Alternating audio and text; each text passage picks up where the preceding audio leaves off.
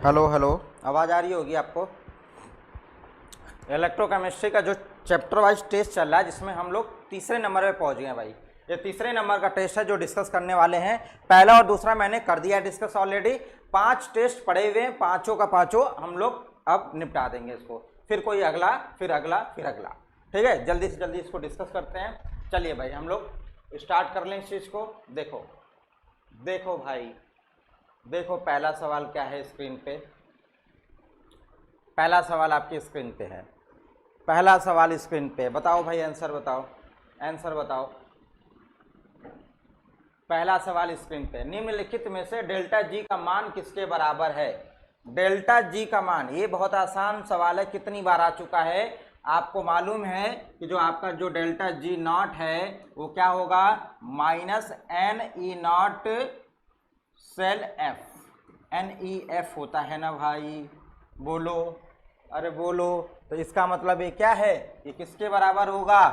ये तो आंसर नहीं है, ये आंसर नहीं है, ये आपका आंसर यहाँ पे दिख रहा है, ये आंसर दिख रहा है minus N F E naught cell, ये आंसर दिख रहा है, ये सी। तो आपका आंसर हो जाएगा क्या, सी हो जाएगा। चले आगे, टेस्ट नंबर 3 का क्वेश्चन नंबर 2 कह रहा है कि जब सीसा संचायक बैटरी डिस्चार्ज होती है, मतलब ये आपका जो लेड स्टोरेज बैटरी है डिस्चार्ज होती है, तो क्या होता है भाई, लेड स्टोरेज में क्या होता है, लेड होता है और ये पीबीओ होता है। ये क्या करता है कि H2SO4 से H2SO4 को खा खा के क्या कर लेते हैं भाई, ये जब डिस्चार्ज होने लगते हैं तो इसको खा खा के कंज्यूम कर करके किस में कन्वर्ट होने लगते हैं, PbSO4 में कन्वर्ट होने लगते हैं। ये भी PbSO4 में भागता है और ये भी भागता है, और खाता क्या है, H2SO4 कंज्यूम करता है। इट मीन्स कि मैं क्या कह लूँ कि SO2 लिबरेट, गलत, PbSO4 कंज्यूम नहीं होता, ये तो बनता है।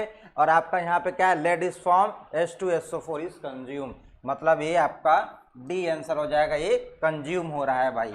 ठीक है, चलें आगे। बहुत आसान आसान सवाल है आज के टेस्ट में। ठीक, देखिए 3rd नंबर पे आइए। फिर 3rd नंबर वही सवाल है, लेकिन तरीका बस थोड़ा सा अलग है कि ई नॉट सेल और डेल्टा जी में क्या रिलेशन है भाई। देख लो यहाँ पे, देख लो, ई नॉट और delta G not, delta G not और ई नॉट, आपका आंसर क्या हो जाएगा, सी। आसान है, यहाँ पे delta G not, delta G not, E not, E not, तो आपका हो जाएगा सी। ठीक है भाई, आसान था, आ जाओ। ये तो बहुत ही डायरेक्ट सवाल है। आप लोग रस्टिंग ऑफ आयरन पढ़े होगे तो आपको तो पता है कि H प्लस ही आपका एज ए क्या करता है, कैटलाइज होता है। Rusting of iron is catalyse by Zn FeO2 Zn plus और FeO2 H प्लस Zn, इनमें से कौन सा है, तो मेरे भाई H प्लस।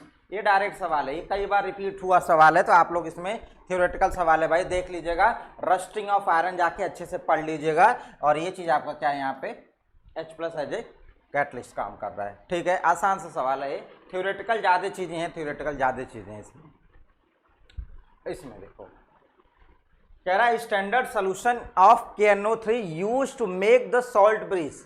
मैंने आपको बताया था कि सॉल्ट ब्रिज आप यूज क्यों करते हो, सॉल्ट ब्रिज का यूज किस लिए होता है आपको पता है, बहुत सारी रीजन है इसके, लेकिन यहाँ पे ये पूछा गया है कि ये जो सॉल्ट ब्रिज है, ये जो सॉल्ट ब्रिज आपने लिया है, इसमें KNO3 का लेने की वजह क्या है। तो मैंने आपको एक बात बताई थी कि ऐसा लेना हमें जिसकी मोबिलिटी ऑफ केटायन और मोबिलिटी ऑफ एनायन दोनों क्या हो, बराबर हो, मतलब सेम समय पे इधर जाए तो सेम समय पे दूसरा वाला भी इधर सोल्यूशन में आए, है ना। मतलब यहाँ पे अगर Zn 2 प्लस है तो आपका NO3 माइनस सेम समय पे इसमें कूदे, और अगर यहाँ पे कॉपर 2 प्लस है ना, यहाँ पे कॉपर 2 प्लस नहीं, कॉपर तो उस पर कंज्यूम हो जाएगा SO4, यहाँ पे SO4 2 माइनस है, तो इधर क्या हो, K आपका सेम समय पे कूदे, तो आपकी मोबिलिटी समान होनी चाहिए। और सॉल्ट ब्रिज में यूज़ होने वाली चीज़ें क्या क्या हैं ये भी पूछ लेता है, जैसे KNO3 आप यूज कर लेते हो, KCl यूज कर लेते हो, और अमोनियम नाइट्रेट, ये तीनों चीज़ें आप जनरली क्या करते हो, सॉल्ट ब्रिज में यूज करते हो। तो मैं यहाँ पे क्या बोलूँगा, ये आपका जो है इसको कर लीजिएगा, NO3 माइनस कर लीजिएगा, NO3 minus velocity of K plus is greater than, कोई बात ग्रेटर वेटर की कोई बात नहीं है, इक्वल की बात है। देखो यहाँ पे सेम, यहाँ पे सेम, वेलोसिटी नहीं कहते हैं मेरे भाई, जनरली उसको मोबिलिटी कहा जाता है। ठीक है, कोई दिक्कत नहीं, वेलोसिटी भी है तो वही वेग है, कोई प्रॉब्लम नहीं है भाई। ठीक है, तो सेम होना चाहिए, सेम टाइम पे कंपार्टमेंट में जाके क्या करे, यहाँ पे आके इसको न्यूट्रलाइज कर दे, इनको न्यूट्रलाइज कर दे। ठीक है भाई, ठीक है। आज का थोड़ा सा आसान सवाल था टेस्ट में, बहुत आसान है और बहुत ही इंपॉर्टेंट, बहुत आसान और बहुत ही इंपॉर्टेंट। कह रहा है कि the standard reduction potential at 25 degree centigrade पे लिथियम का, है ना, लिथियम और कौन सा है यहाँ पे, Ba, बेरियम, सोडियम और मैग्नीशियम भाई, इनकी वैल्यू गिवन है माइनस का 3.05, माइनस का 2.73, माइनस का 2.71 और माइनस का 2.37।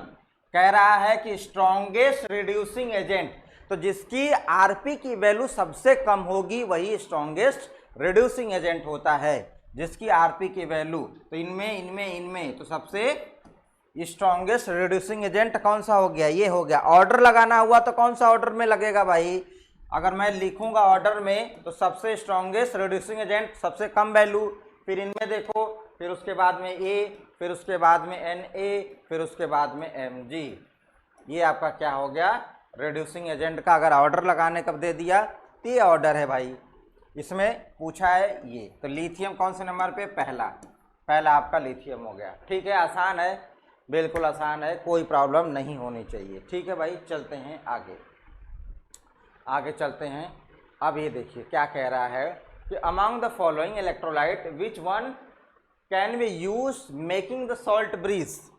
सॉल्ट ब्रिज में भैया अभी मैंने आपको बताया था कि ये डायरेक्ट कभी कभी पूछ लेता है, तो एक बड़ा सा मैं लिख दे रहा हूँ KCl, है ना, अभी आपने देखा KNO3 और अभी आपने देखा था क्या, अमोनियम नाइट्रेट। बोलो भाई, है कोई सा इनमें से, देखो ये है अमोनियम नाइट्रेट। ठीक है, ध्यान रखिएगा, इसीलिए मैंने इसको बड़ा बड़ा लिख दिया यहाँ पे। ठीक, ये डायरेक्ट सवाल पूछे गए हैं कि रस्टिंग ऑफ आयरन में कैटलाइज्ड आपका जो लेड स्टोरेज बैटरी है वो जब डिस्चार्ज होती है तो कौन सी चीज़ लिबरेट होती है, वो या कंज्यूम, ये सारी की सारी चीज़ें क्या होती हैं, डायरेक्ट आपसे पूछी जाती हैं भाई।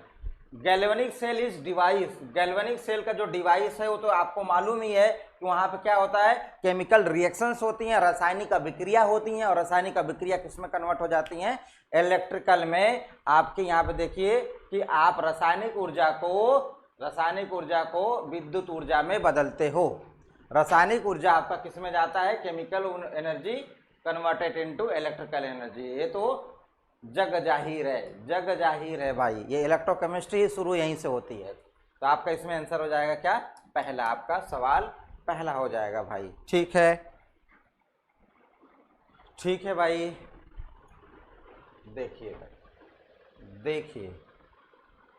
9 नंबर पे ईंधन सेल का, ये भी डायरेक्ट आपको आना चाहिए भाई, इसका फॉर्मूला आपको मालूम होनी चाहिए। कुछ फॉर्मूले हैं जो आपको ध्यान में रखना जरूरी है। जो इफिशियंसी होती है वो नोट कर लीजिएगा कॉपी में, ΔG अपॉन में ΔH 100%। फ्यूल सेल की इफिशियंसी डायरेक्ट इससे सवाल पूछा जाता है भाई। अगर चाहोगे तो इसको ऐसे भी लिख सकते हो, -NEF अपॉन में ΔH इंटू 100, ऐसे भी लिख सकते हो, तो ΔG अपॉन में ΔH 100% एफिशिएंसी परसेंटेज में होती है। तो चाहो तो यहाँ पे 100 का मल्टीप्लाई कर लो, अदरवाइज नहीं दिया ऑप्शन में तो कोई बात नहीं है ऐसा। तो ΔG बाई H ये है, देखो यहाँ पे आपका C आंसर हो जाएगा। ये अपने कॉपी में नोट डाउन कर लीजिएगा, ये चीज़ को। ठीक है भाई, देखिए 10वां सवाल, 10वां और आखिरी सवाल क्या है यहाँ पे, द स्टैंडर्ड इलेक्ट्रोड पोटेंशियल कुछ दे रखा है Fe और Sn का इतना -44, -0.44 और -0.14 गिवन है भाई, आपको इतना गिवन है। और इस पर्टिकुलर के लिए आपको बताना है, तो ये तो आसान है यार, ये तो कितनी बार आपने किया है, इस तरीके के सवाल कितनी बार आपने किया है। इसके लिए भाई देखो, किसके लिए, Fe प्लस Sn2 प्लस और ये क्या है आपका Fe2 प्लस प्लस Sn।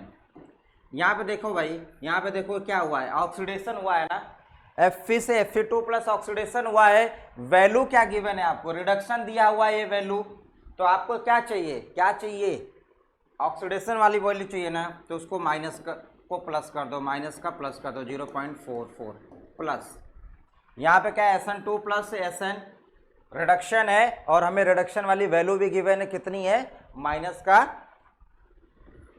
0.14, यही है ना। हाँ, तो इसको घटा दो, इसमें तो क्या आ जाएगा, प्लस का 0.30 आ जाएगा। आंसर है कोई, ये तीसरा आंसर आपका देखो ये है, ठीक है, तीसरा आंसर है।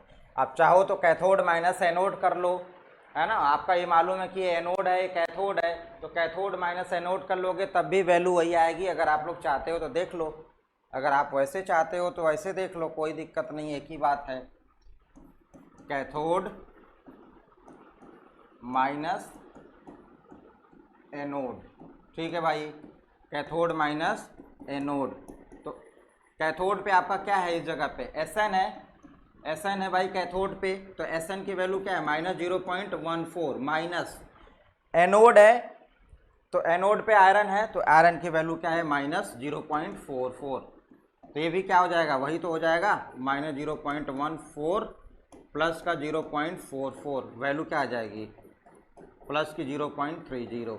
देखो भाई यही है, वही बात है कि है, इधर से कान पकड़ लो, उधर से कान पकड़ लो, कई तरीके होते हैं सॉल्व करने के, तो आपका आंसर हो जाएगा सी। तो ये आपका टेस्ट नंबर 3 मैंने डिस्कस कर दिया।